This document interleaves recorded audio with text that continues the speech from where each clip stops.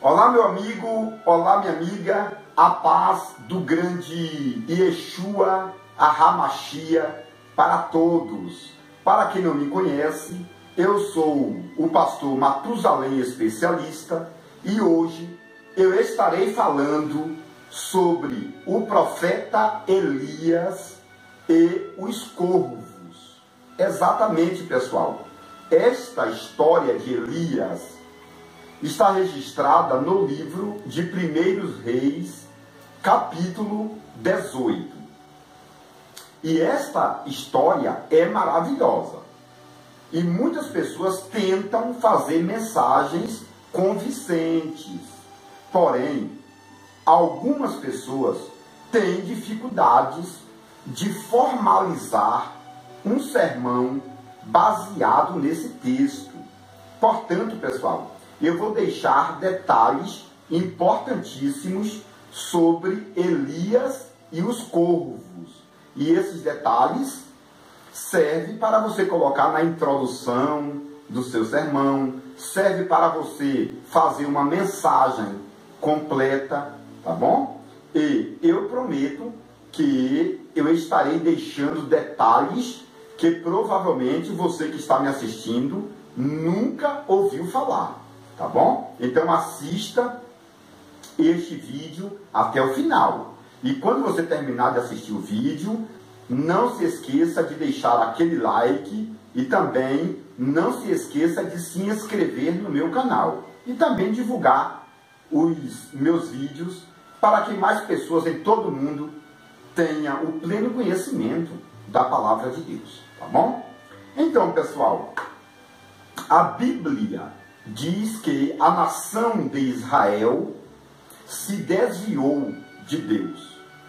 E naquele momento que a nação de Israel se distanciou de Deus, o rei Acabe começou a reinar. E o rei Acabe casou-se com uma mulher sacerdotisa. E esta mulher sacerdotisa era terrível, Jezabel. E eu quero deixar alguns detalhes importantes já aqui no princípio, tá bom? É que o nome Acabe significa aquele que é semelhante ao pai. E o nome Jezabel significa aquela que é semelhante a Baal, ou aquela que é esposa de Baal. Então, pessoal, observe que realmente o nome Jezabel tem uma relação muito grande com o deus Baal. O deus Baal, na verdade, culturalmente falando, é o sol. Tá bom, pessoal? A deusa Acera, ou Acerá, é a lua. E as estrelas são filhas desse deus Baal com esta deusa lua, chamada Será, tá bom? Isso aqui é uma questão cultural. E as nações de antigamente adoravam o sol como deus, adoravam a lua como a deusa mãe e também as estrelas que eram filhos desses deuses, tá bom? Então, essa Jezabel, pessoal, começou a reinar com Acabe a nação de Israel. E esta rainha, por nome Jezabel, trouxe os deuses, os terafins, as imagens de esculturas, e enfeitou toda a cidade de Samaria, colocando as estátuas de Baal. E aqueles que não adoravam a estátua de Baal era apedrejado, era destituído do povo de Israel. Então a nação de Israel teve que se dobrar diante de Baal, à força, porque Jezabel insistia na adoração a Baal. Então, o que podemos tirar desse princípio é que, quando a nação se desviou de Deus, o diabo começou a agir no meio da nação. Isto significa que uma nação, ou uma igreja, ou até mesmo uma pessoa individualmente, se desvia de Deus, essa pessoa vai ficar sujeita aos ataques do diabo. E foi isso que aconteceu realmente. A nação se desviou e o diabo levantou Acabe, depois levantou Jezabel. E este detalhe está acontecendo com muitas pessoas que eram bênçãos nas mãos de Deus, mas agora se desviou, está passando por um processo terrível de provações, distantes da graça de Deus, não é verdade? Mas eu aprendo um outro detalhe, é que Deus, ele não abandona o seu povo. Aqui, pessoal, já é o corpo da mensagem, tá bom? Primeiro tópico, se uma nação se desviar, o diabo entra e levanta personalidades como Acabe e Jezabel, tá bom? É o primeiro tópico. Segundo tópico, Deus não se esquece do seu povo. A nação se desviou, o diabo aproveitou a oportunidade e levantou Acabe e Jezabel. Deus entrou na guerra e levantou Elias. Exatamente, pessoal. Deus não se esquece do seu povo. Eu achei importante aqui porque Jezabel não era uma israelita, uma judia.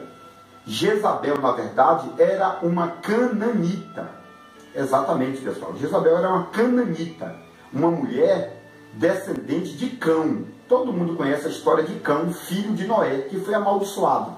Então, Jezabel é filha dessa descendência amaldiçoada por Noé. Tá bom? E a palavra Cão, filho de Noé, significa cachorro. É por isso que você vai ver que os cachorros comem, né, o corpo de Jezabel, deixando somente as unhas que estavam pintadas com resinas amargas. Na verdade, pessoal, a resina para pintar as unhas de Jezabel era proveniente das árvores para ligação, tipo uma cola. E também a cor, o esmalte, era proveniente dos insetos. Então, animal nenhum poderia comer as unhas de Jezabel com aquele gosto horrível, não é verdade? Então, os lábios, as unhas das mãos e dos pés não foram comidas pelos cachorros, tá bom? Por causa do gosto ruim. Exatamente, pessoal. Então, vamos lá.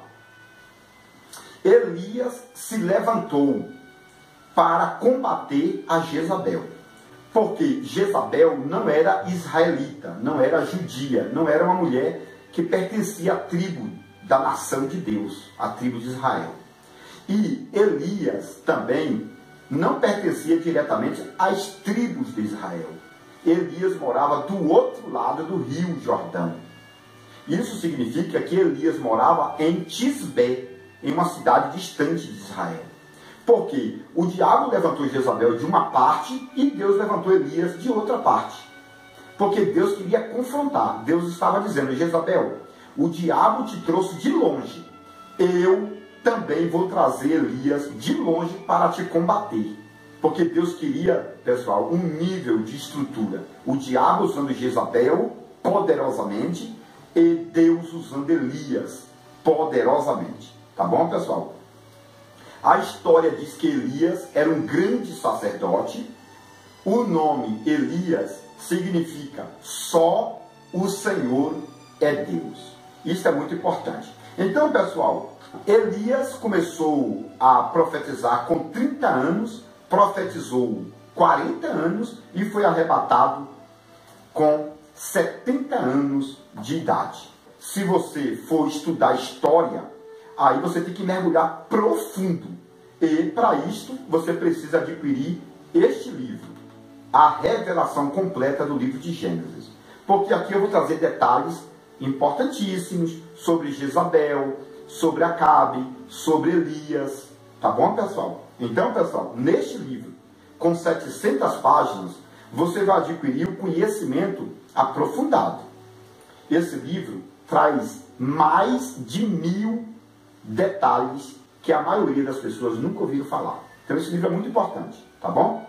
Tem essa apostila também, a CBM, para preparação de obreiros. Adquira a apostila, adquira este livro, tá bom? Aqui do meu lado tem o número do meu telefone. Aqui na descrição tem o link para você saber mais sobre este material, tá bom?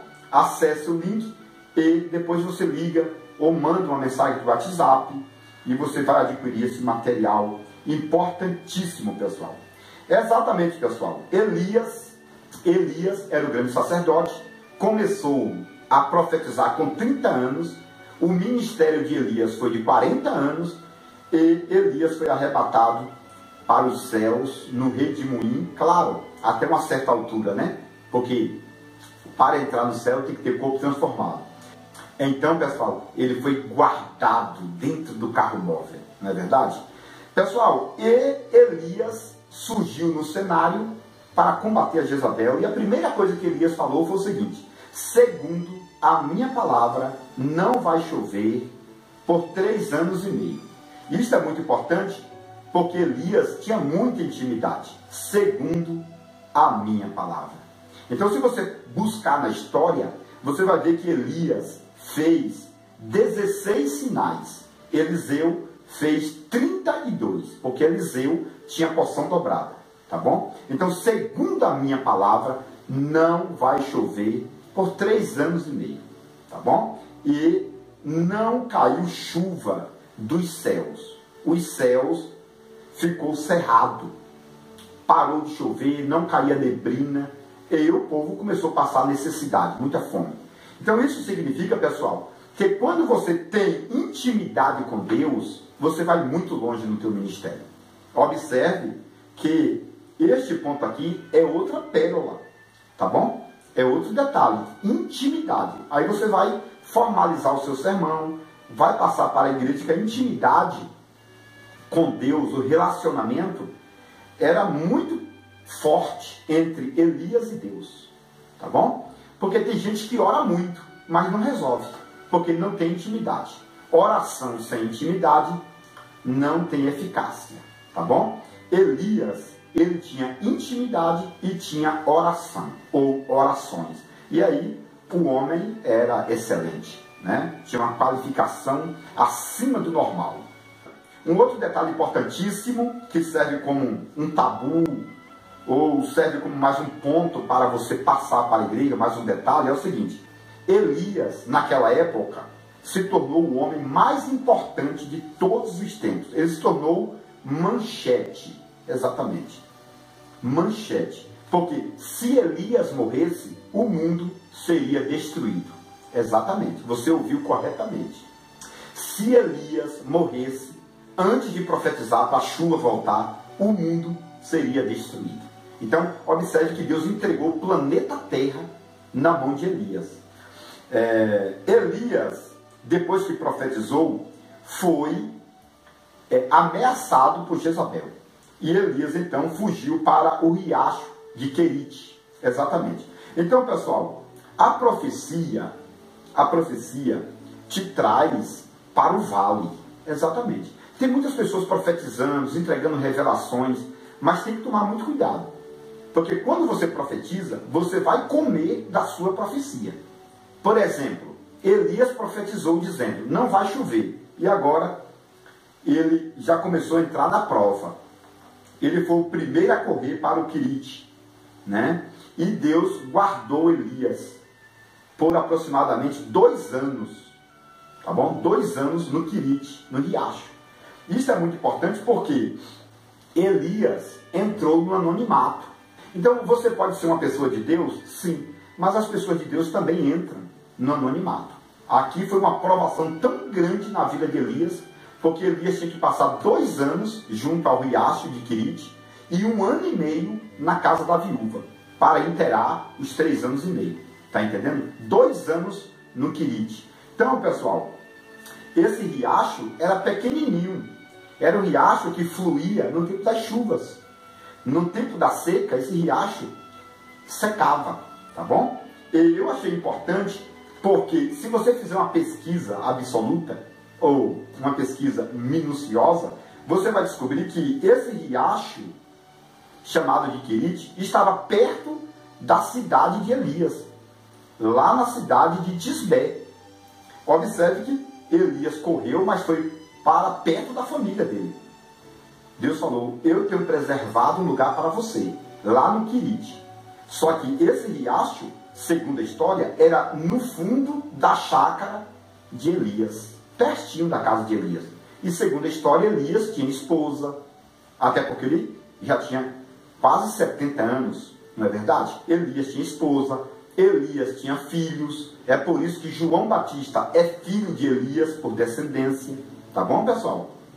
Então, se você estudar a Bíblia Sagrada em hebraico, é por isso, pessoal, que sempre eu bato na tecla, compre livros bons para você estudar. Se você estudar esse livro aqui, você vai entender que João Batista, sacerdote, era um descendente de Elias, tá bom? Porque quando Elias correu para o Querite, para o riacho, Elias foi para a casa dele, porque o Querite, o riacho, estava pertinho da casa de Elias, tá bom? Então Elias ficou 2 anos no Querite, perto da esposa dele, perto dos filhos. Eu vou traduzir melhor. Por mais que você tenha uma obra grande para fazer, Deus nunca, nunca, nunca vai permitir você ficar tanto tempo longe da sua família, tá bom? Então, família tem que ter prioridade. Tem muitas pessoas que não cuidam da casa, não cuidam dos filhos, e Deus está dizendo, põe a tua casa em ordem, senão tu vai morrer. Porque tem muita gente morrendo porque não tem colocado os filhos em ordem, a casa em ordem.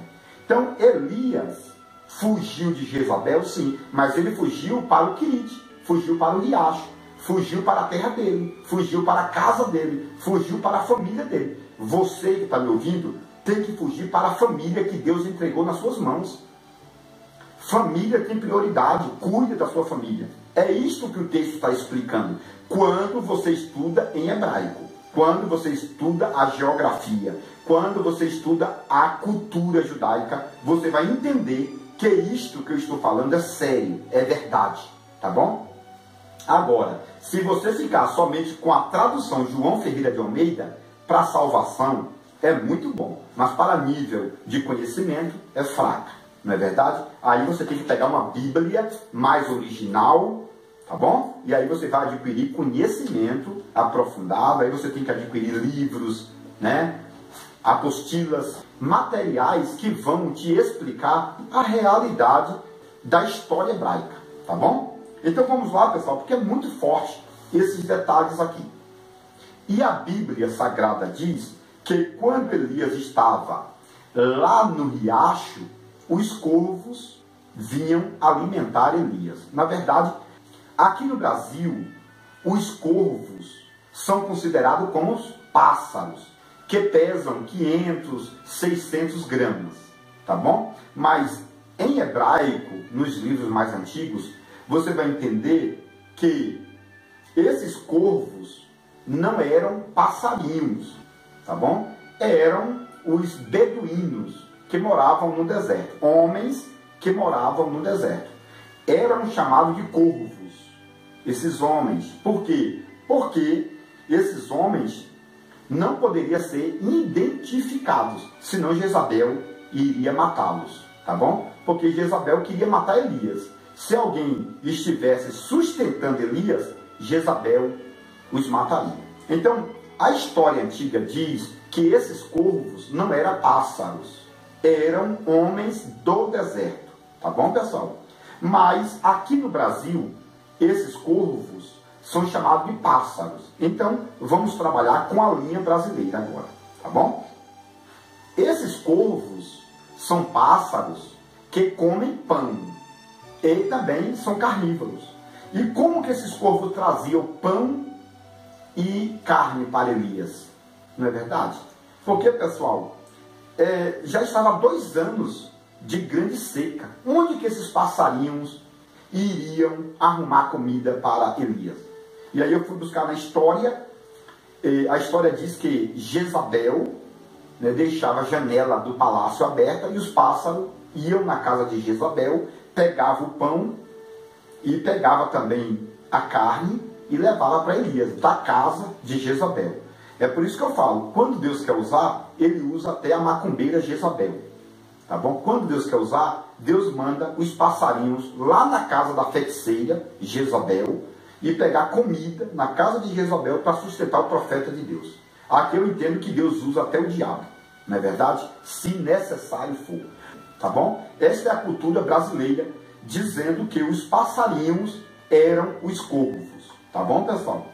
Então, pessoal, depois de um tempo, o rio se secou. Porque a história diz que Elias estava relaxado, entre aspas, parou de orar, os corvos vinham pela manhã, vinham pela tarde, então ele relaxou. Aí Deus falou, profeta não pode relaxar. Isso aqui é mais um tópico, tá bom? Profeta não pode relaxar. Aí o riacho secou, entendeu? Eu vou terminar esse vídeo dizendo o seguinte, se você relaxar na obra de Deus, o rio vai secar. O rio vai secar na tua vida. Tem muita gente que perde bênção porque relaxou na obra. Antes ele evangelizava, antes ele pregava, lia a Bíblia, consagrava, ia ao monte.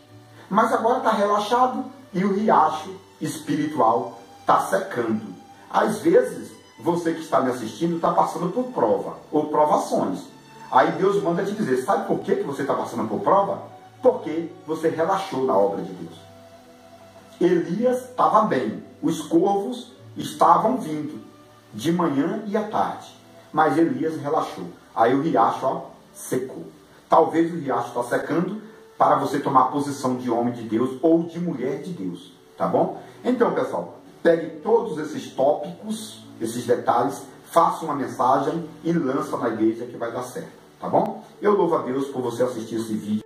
Atenção, você que gosta de conhecimento profundo. Agora você pode adquirir o livro mais importante de todos os tempos, As Revelações Completas do Livro de Gênesis, por Matusalém, especialista. Nele você poderá encontrar mais de 1000 detalhes relacionados ao Antigo e Novo Testamento, como por exemplo, onde Deus morava antes da criação do céu e da terra. Se Deus não tem fisionomia, como o homem pode ser a sua imagem?